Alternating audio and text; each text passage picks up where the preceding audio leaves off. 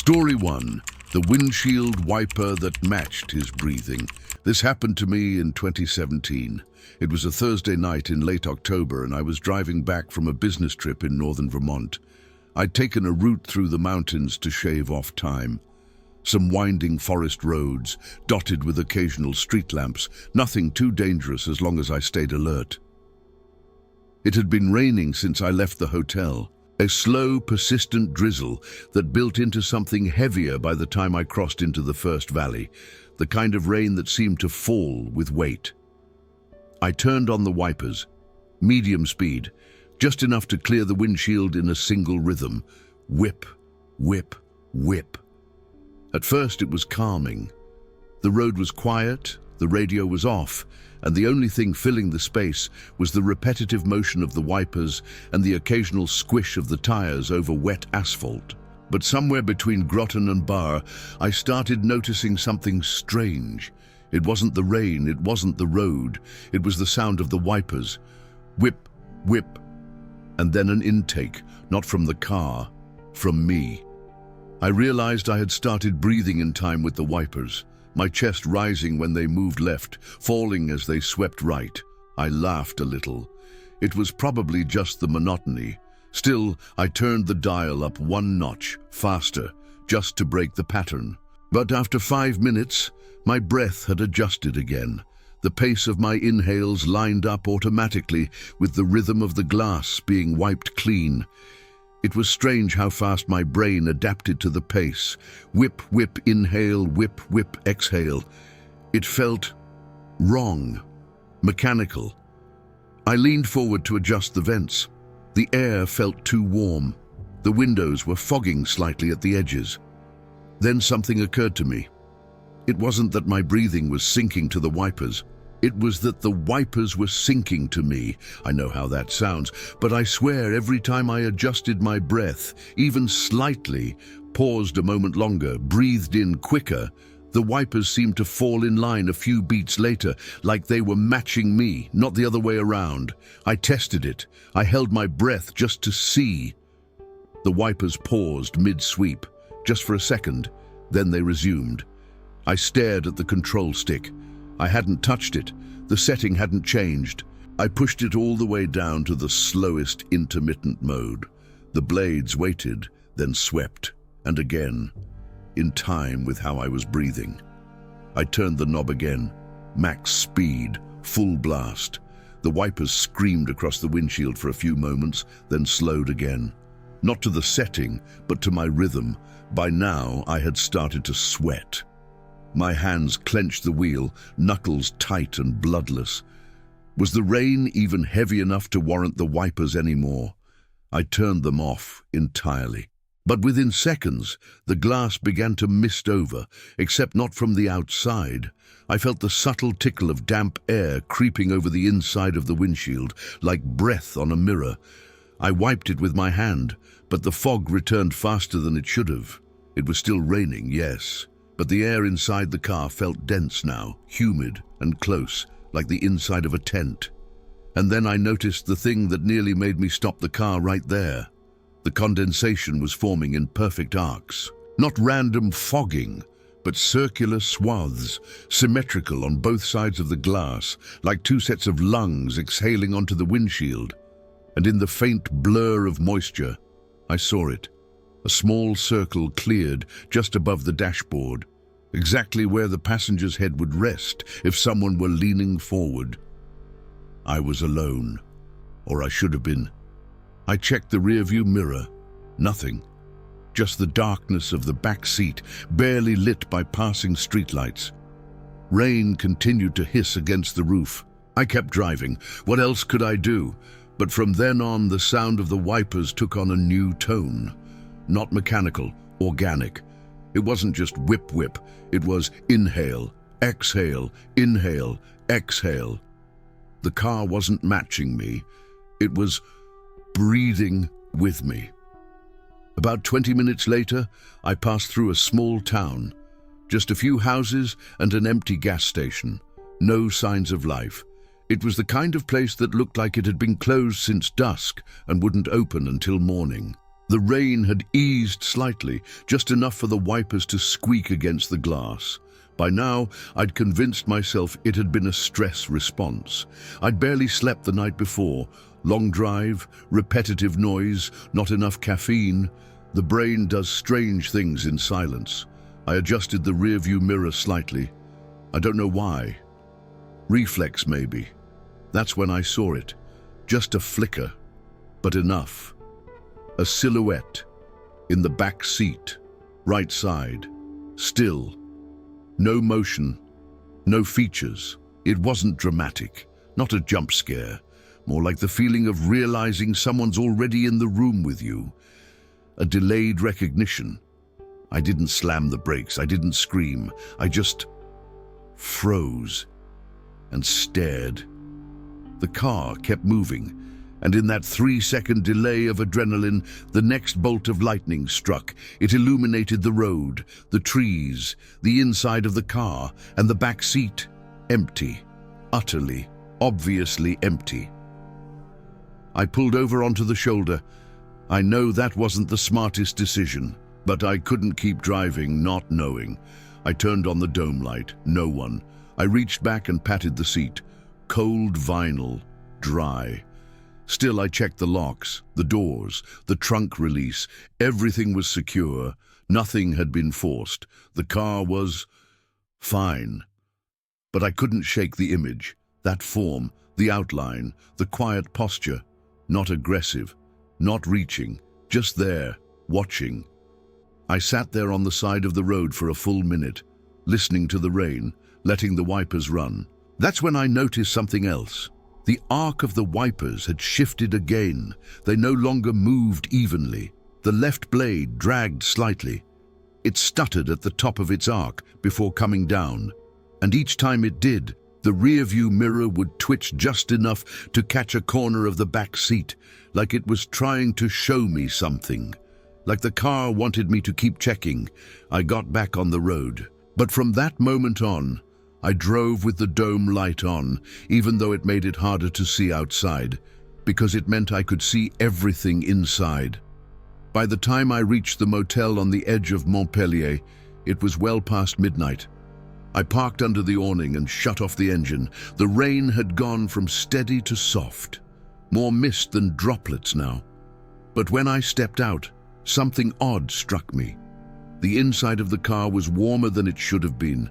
Too warm. Not engine heat warm, body warm, as if someone had been sitting there for hours. I left the door open and walked to the trunk to get my bag. I couldn't shake the tension in my shoulders, that buzzing, half-alert feeling, like my ears were still tuned to something I couldn't hear anymore. That night I didn't sleep. I lay in bed watching a crack of light bleed through the motel curtains. The heater was too loud, the rain too soft. My thoughts kept returning to one detail I hadn't mentioned to anyone. When I was parked on that roadside, after I'd seen the silhouette, something else had happened. The windows had fogged again, but this time not just at the front. The back window, that narrow panel above the trunk, there was a streak through the condensation, a clean line drawn from the inside. At first I thought maybe I'd rubbed it by accident earlier in the day, but the shape was too precise. It wasn't a smudge, it was a fingerprint, one single swipe, drawn from the bottom of the window toward the top, the kind a finger would make as someone dragged it slowly upward. I never told the front desk. I didn't call anyone, because what would I say? That my car breathed with me? That I saw someone who wasn't there? That the rain didn't sound like rain anymore? In the weeks after, I read up on it. Sleep-deprived drivers, sensory hallucinations, felt presence.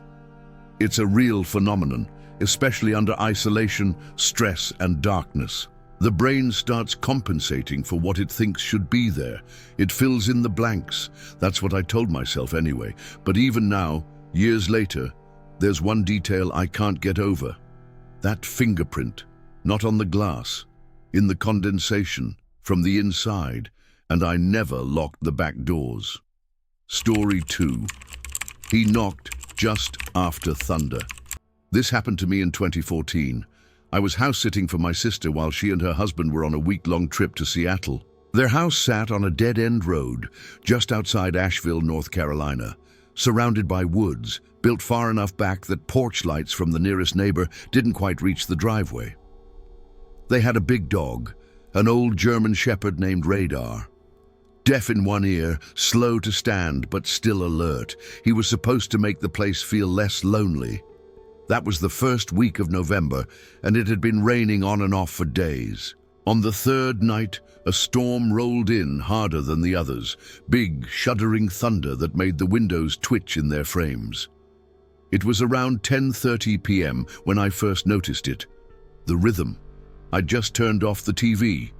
The living room was quiet, except for the ticking of a wall clock and the low hum of rain on the roof. I heard the first crack of thunder from somewhere far off, and then, about 5 seconds after it faded, there was a dull, hollow knock. I didn't think much of it at first. Could have been a branch falling or the dog bumping something in the kitchen, but the next time it happened, I paid attention. Thunder. Pause. 5 seconds, then knock, 3 times in a row. Each time, the knock came just after the thunder ended, like an echo, but not from the sky, from the front door. I didn't get up. Not right away. Radar, curled in the corner, hadn't moved. That made me hesitate. He was old, but he wasn't useless. Still, I stood, walked over to the front window, pulled back the edge of the curtain. The porch was empty, just the railing and the potted plant my sister hadn't brought in yet. No movement, nothing. Then I looked at the clock. 11:08. And right as the second hand ticked to 12, another boom shook the house. 1, 2, 3, 4, 5, knock. I can't explain why, but I didn't open the door. I didn't even approach it. Instead, I backed away slowly, sat back down, picked up my phone and stared at the screen. There were no messages, no alerts. I started timing the thunder myself, and sure enough, every time it came, 5 seconds later, another knock. By the 6th time, I wasn't scared exactly. I was aware, not panicking, but watching the clock more than anything. My brain had locked into the pattern, and I was waiting to see if it would break. It didn't. Thunder. 5 seconds. Knock. Not loud, not urgent, not violent. Just there. Like someone knocking out of routine or habit. That's when Radar stood up. No bark, no growl, just stood. Head tilted, eyes fixed on the front door, watching, like he was counting too.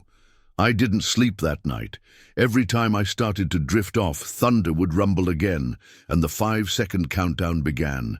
And every time the knock returned, still just once, still soft. But there. The next morning it was dry. Blue sky, sun cutting through the trees. Everything outside felt perfectly normal, almost aggressively so. Like the house had never made those sounds, like nothing had happened. But around 10 a.m., I noticed something on the living room window. It was just a mark at first. Faint. But when I moved closer, I saw it for what it was. A long smear. Thin. Wet. Like oil or sweat had been dragged down the glass. It wasn't dirt. It hadn't come from the inside. It was a vertical streak about the width of a hand, maybe a little wider. And the thing that made my stomach twist, it was too high up. The bottom of that window is nearly 6 feet off the ground. I measured it later. I'm 5'11", and I'd have to stand on my toes to reach it. It didn't just mean someone had touched the glass. It meant someone had been looking in. I checked the ground outside. Nothing. No footprints in the mud, no scuffs on the siding, just wet leaves and silence.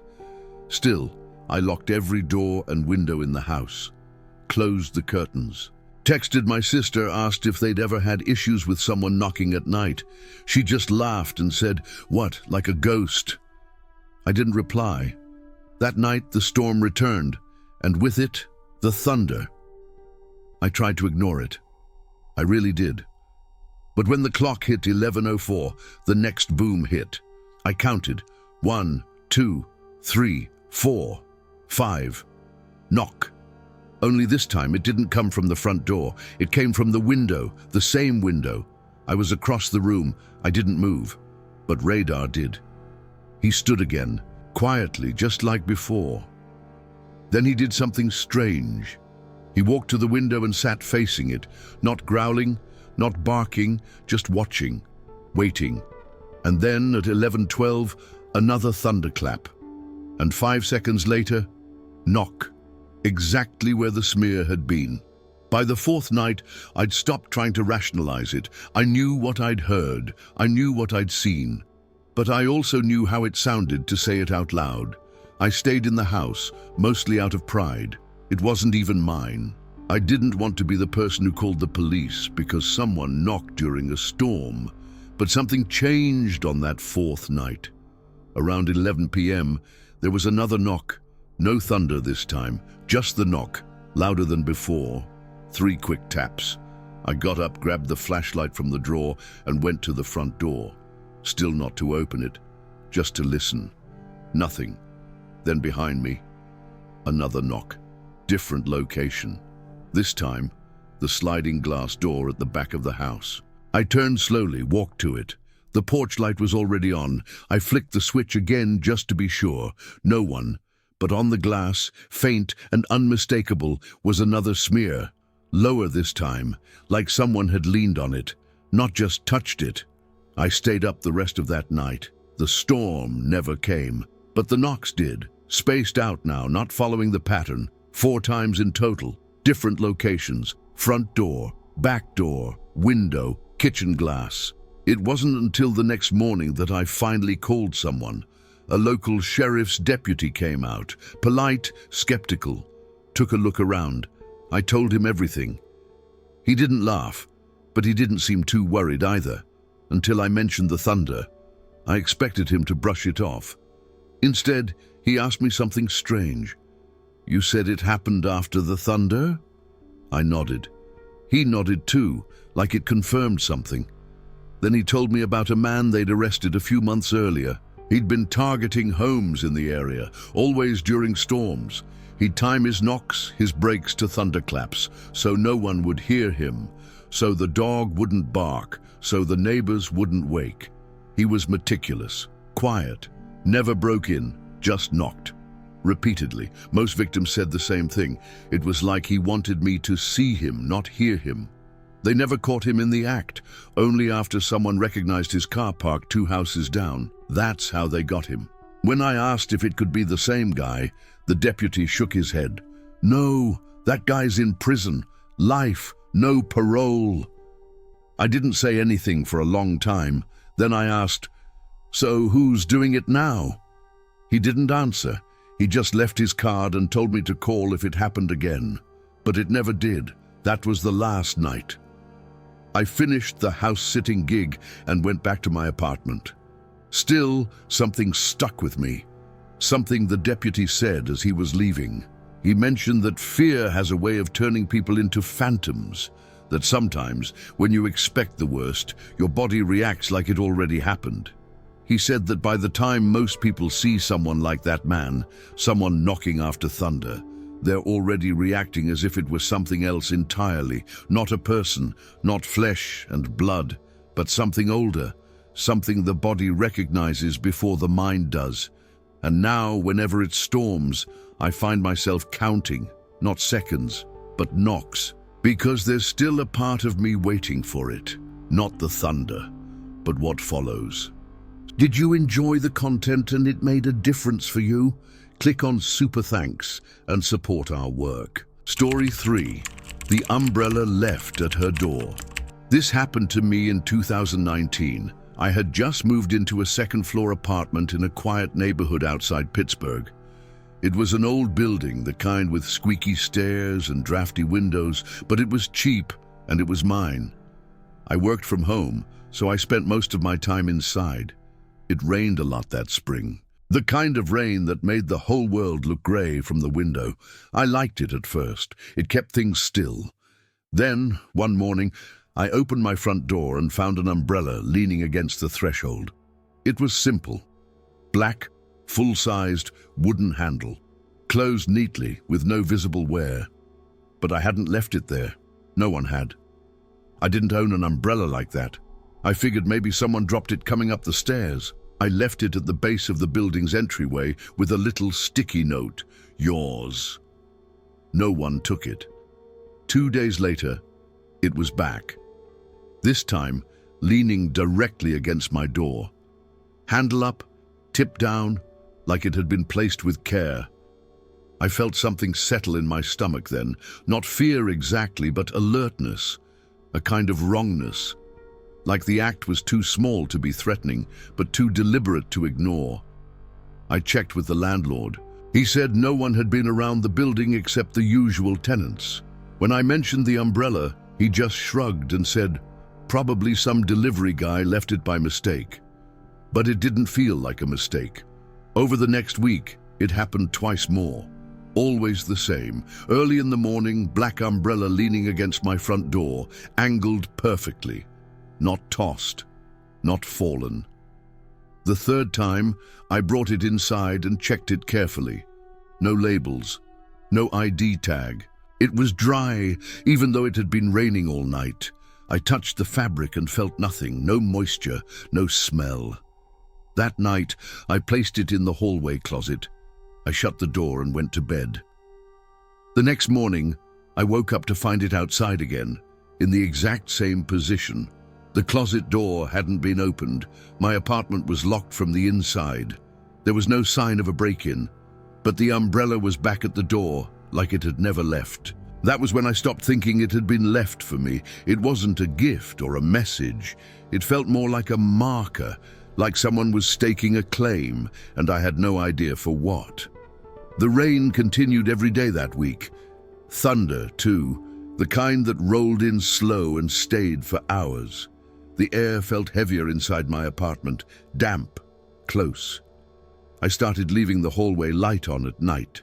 On Thursday, just before midnight, I got up to get a glass of water and caught a glimpse of something through the front window, not from the street, but just beyond the porch.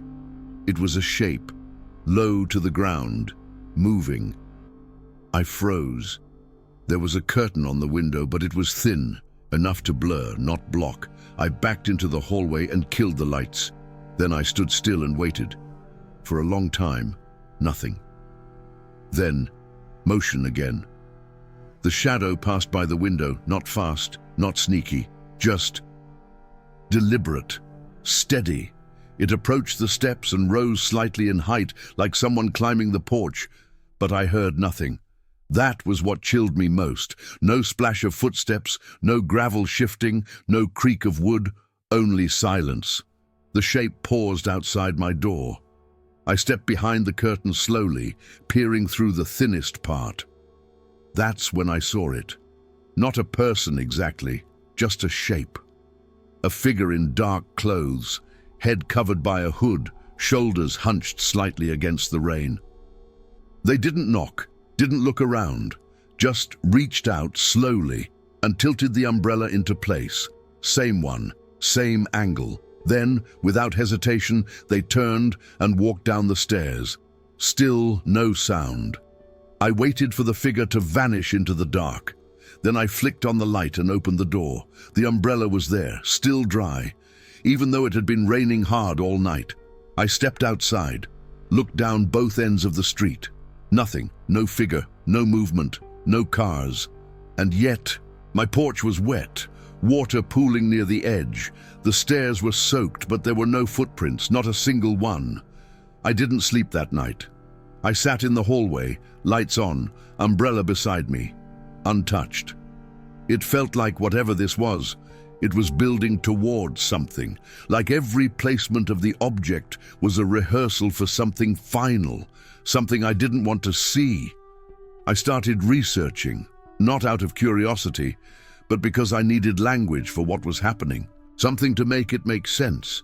That's how I found the term gift stalking. It's rare, not just about giving things, but about leaving things, items without notes, no messages, no contact, just placement.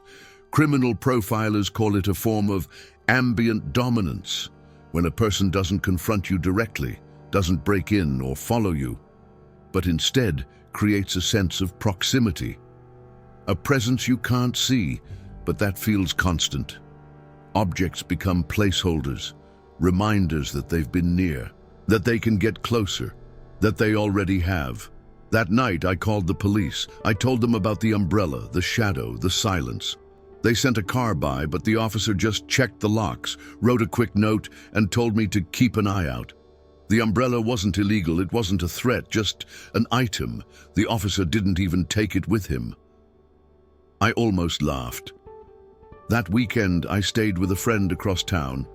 I didn't tell her why, just said I needed a break from my apartment. When I returned 2 days later, I found something waiting, not an umbrella, a different item, a folded raincoat, placed carefully across my welcome mat, sleeves tucked in, hood folded flat. It wasn't mine. I hadn't told anyone where I'd gone. I hadn't posted anything online. The implication was clear. You left. I was still here. That was when I stopped going home. I called the landlord and arranged to terminate the lease. He didn't ask why. I don't think I would have known how to explain it anyway. I hired a moving company to retrieve my things. I never went back inside. Even now, I don't know what they wanted. They never tried to talk, never left a note, never escalated beyond the objects. And maybe that's the part that stayed with me the most. The horror wasn't in what they did, it was in what they suggested. Because there's a kind of control that doesn't come from force. It comes from repetition, from placement, from the quiet invasion of routine. That's what the umbrella was, not a gift, not a warning, just a message, silent and precise. I was here. I will be again.